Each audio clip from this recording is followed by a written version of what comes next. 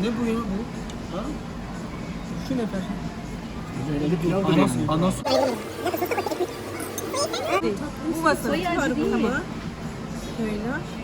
Bak. Var trende bal falan atmışlar. Yeter mi bu kadar? Değil mi? Yeter yeter. Hadi. Hadi ye şunu. Öbür çiğ bilmiyorum ya. Deneyecek misin? Çiğ değil. Sela. Hepsini Hadi pişmiş deniyor aldım. musun? Hadi. Sela hayatımda ilk defa yiyorum. Sen tabii Japonya'da yediğin için.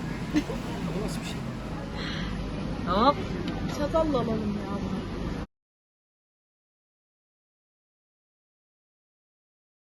Bilmiyor. Yiyebilirsin. Yosun hissedilmiyor. Bayağı bir büyük pilav geldi bana. Anne beğendin mi? Çok güzel. Yani şu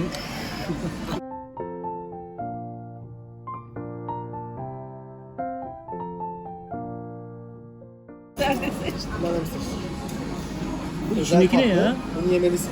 Bu ahtapot bacağı. Yala. Yok yok.